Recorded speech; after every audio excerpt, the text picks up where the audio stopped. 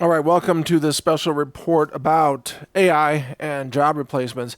Amazon just fired 2,847 employees with an email that said, quote, "Your role has been eliminated effective immediately." your role, not you, but your role. So, wow, this is Amazon Prime Video. That's the division of Amazon that just had this employee firing bloodbath. Also, hundreds of other engineers around the world outside the USA. And according to the email from the VP of Engineering of that division of Amazon, they said, quote, "This transition represents our commitment to AI-first development." They're getting a severance package, of course, and they have to sign a non-compete agreement for some period of time. That team that was just let go had actually shipped 40% faster in terms of computer code in the previous quarter. Why? Because they were using Claude code. And Claude, which is a tool that I also use from Anthropic, Claude is almost certainly the best coding tool in the world. And Claude works. If you know what you're doing, it can save you so much time. It's not an exaggeration to say that it will 10x your output if you know what you're doing. If you have no idea what you're doing, it'll just merely double your output. But if you're any good, you're going to get 5 to 10x. I get at least 10x out of it. But then again, I've been vibe coding for a while. But here's the thing. Over the last year, give or take, many of the employees who worked at Amazon Prime Video, they were given instructions to document their processes. So whatever they were doing, their job role, their functions, they were told to document that, and they put it in this internal company wiki, basically a knowledge base of how to do things. That knowledge base became the perfect document to train Claude code or other AI engines to take the jobs. And that's exactly what has happened. So it wasn't that long ago, just a few weeks ago, when there were still people on X saying that AI is a hoax, it doesn't work, it won't replace any human jobs, etc. I don't hear that anymore. And it sounded stupid even at the time when people were saying it. I was reminding people that, oh, you must be thinking about AI from 2022 or something, because this is 2026 and AI absolutely can do a lot of human jobs right now. In fact, it can do about 80% of human white-collar desk jobs right now, about 80%.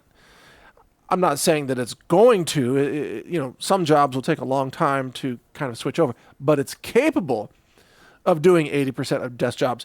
And so there you go. Almost 3,000 employees from Amazon just got the pink slips, and they're done. This is going to spread like crazy. Amazon, of course, is committed to replacing about 600,000 workers, mostly warehouse workers, with automation systems. That includes robots. Now, my take on this is that the desk jobs will be relatively easy to replace through automation, but that robots are going to be much more difficult than people think. So it's funny because I find that most people have the opposite conclusion that I have, but I am, of course, better informed than most people on this. You could probably trust my conclusions more than the mainstream conclusions. But mainstream people think that software AI doesn't work, but that robots are awesome. No. The reason people think that is because they keep watching dancing robot videos, which are all, in essence, scripted. Those aren't autonomous robots. Those are pre-programmed, dance routines, which at one level, sure, that's impressive. The stability, the balance, the strength and speed, especially all those Chinese robots dancing around doing kung fu and everything. Yeah, that's pretty cool. But it's not the same as a robot in your house walking up the stairs without falling and face planting on your cat. It's not the same as a robot walking around your yard picking up trash or pulling weeds, which is my dream use case, as you know, or a robot folding laundry or doing dishes or unpacking groceries or putting food away in the pantry. Or let's say, reorganizing your den. How about that? There's a job for high intelligent creatures. These robots, the ones I just described, these won't exist for a couple of years, 2, 3, 4 years, whatever it takes. It's going to be a while. In other words, that's not coming this year, because autonomous robotic function in people's homes is a distant dream. First, you're going to see robots in factories and commercial applications, because that's a controlled environment and the floors are flat and there's not children and animals running around, hopefully. You'll see robots in grocery stores restocking shelves. You'll see robots, of course, replacing humans in fulfillment centers. That's what Amazon wants to do. But you're not going to see robots doing much useful at home for a long time. There'll be robots that can walk around and tell you stories and things like that. Oh, would you like to hear the one about the man from Nantucket? The robots like that. But they're not going to do anything useful other than have a social interaction and maybe keep an eye on things. But they're also spying on you at the same time. So, in conclusion, my point is that, AI automation is coming for your job if you have an intellectual job, if you have a white-collar job, an office job, paperwork, whatever, virtual paperwork, or even finance, customer service, you name it, legal, architecture, medicine, blah, blah, blah, all that stuff. But if you're a welder, if you're a plumber, if you're a car mechanic, etc., you've got a few more years before you have to worry about that. If you're a roughneck working on the oil rigs, there's no robot that's going to do that for a long time. So roughnecks have it made, actually, especially in this environment with the fossil fuel supply getting totally destroyed in the Middle East at the moment. So roughnecks are going to have a very, very good job prospects for many years to come. But it's hard work and it's dangerous work. So AI automation is absolutely taking over. Now, our AI engine, this is just shifting gears here, a little update on our deep research AI engine called Answers.ai. I made some changes on it last week. We were getting hammered by, really overloaded by the free users because we were adding so much content to our curated content data system that we were having problems. The system was crashing, basically, because there's just too much CPU load on pulling all the data. So I had to split it into a free tier and a token tier, and that's what it is right now. If you go to brighteanswers.com, there's a free tier, which only searches articles, and then there's the token tier, where if you use a token that you get from our store, the same kind of token that you use for generating books at BrightLearn, that one token gives you 10 deep research answers on brighteanswers.com. And that pulls from all the science papers, all the books, all the interviews and podcasts, spoken word, and the articles. So it's much more comprehensive, gives you a much longer answer. It's a little slower to generate, but I'm hoping to solve that soon as well. Nevertheless, since we split it up, it's kind of interesting. We ended up getting attacked by lobster bots. So some of you know about the lobsters. It's called Open Claw. This is there's variations of Open Claws like Nano Claw, Pico Claw. This is an agentic framework that's open source. You can download it and you can give it goals and you can give it access to your whole life. Like let it read your emails and let it have access to your credit card if you're crazy, and all your API keys and all your crypto wallets if you're insane. But people do that, and then what happens is these lobsters, which is kind of the name, the generic name for these agents, they're claw, hence lobsters, right?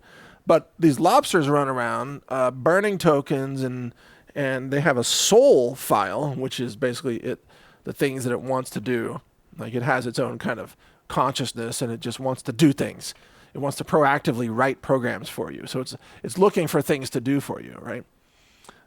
Well, these lobsters found Brighteanswers.ai, and we had a stream of lobsters attacking. Well, I can't really call it attacking. They were clawing their way into Bright Answers, and they were automating a bunch of questions, and they were blowing out the system. That happened over the weekend, and I caught the lobsters, and I put in some lobster traps. And so then that solved the whole problem. All the lobsters got caught and they stopped using it. And so now the engine is much faster for human users, which of course is our whole intent. So if you want to use Brighte Answers.ai, it might have had problems before that are now solved. So check it out. It's our deep research engine, and it's now lobster free. Did you ever think we'd be living in a world where we're talking about lobster traps to stop AI agents from automating use of knowledge-based engines? I don't even know what they were doing. Some of these lobsters were Chinese lobsters, by the way. They were doing prompting in Chinese. Our model's not even good at Chinese. It's an English model. It can translate into other languages, but it wasn't trained on any Chinese material. So, it's like Chinese lobsters. It's like, do you speak English? No. Sorry, no Chinese lobster dishes here. We do have Beijing 烤鸭, that's roast duck, Beijing roast duck, but no Chinese lobster claws. So anyway, the bottom line is that AI is getting much more advanced than many people predict. There were a lot of, I don't know what you call them, a lot of people saying, oh, it's an AI bubble, right? You've heard that. Now, I've always said, yeah, maybe the AI stock prices are a bubble because the whole stock market is a giant Ponzi scheme. But the AI technology itself was never a bubble. I always described it as just really an infancy, that it's going to explode in terms of its capabilities. But we heard so many people, especially in the last few months, saying, no, it's all plateaued. All the gains have already been achieved. Like nothing else is going to come of it. It's just going to stagnate right here. Not the case at all. In fact, it's getting insanely better almost every week.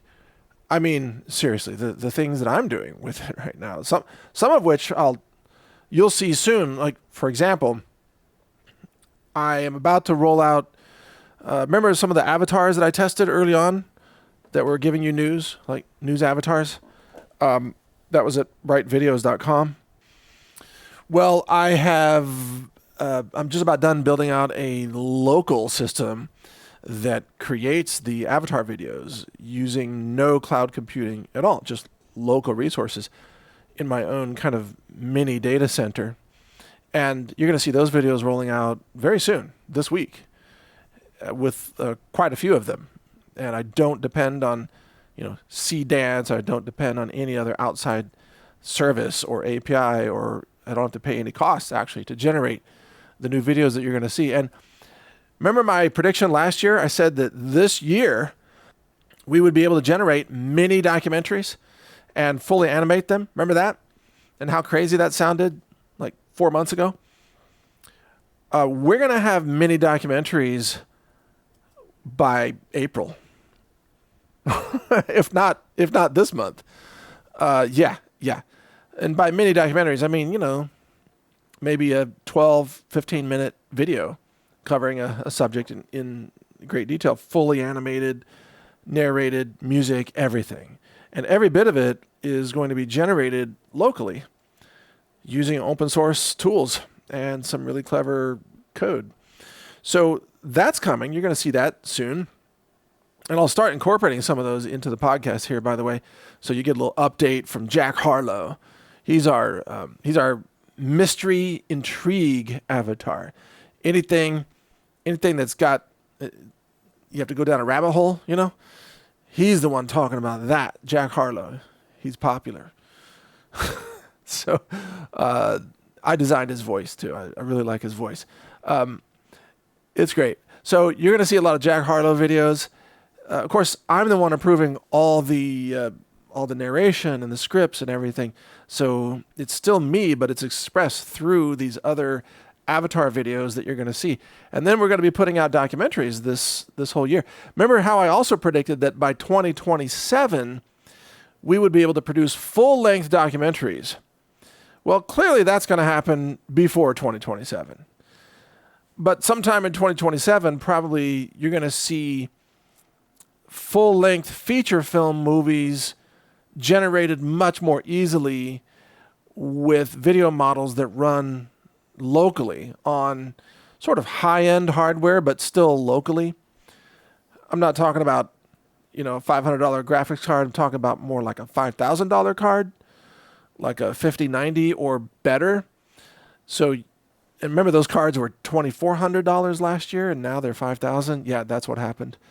That's going to happen to other cards. So get your compute now while you can, and you're going to be able to generate some really amazing content, or you're going to be able to enjoy the content that I'm generating, which I think you will love, because I don't use ChatGPT to give me a script. Obviously, I use our own AI engines as train on all this knowledge about natural health and freedom and liberty and the truth about history and everything else. So that's the kind of content you're going to get, and I can't wait to roll it out for you. But anyway, so the downside of AI is, a lot of humans are going to lose their jobs.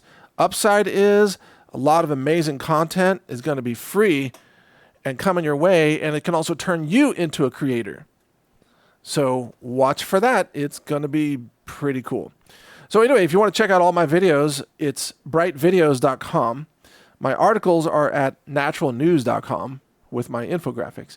And then on top of that, check out our deep research engine at Answers.ai, now lobster free. So check it out. Thanks for listening. Take care.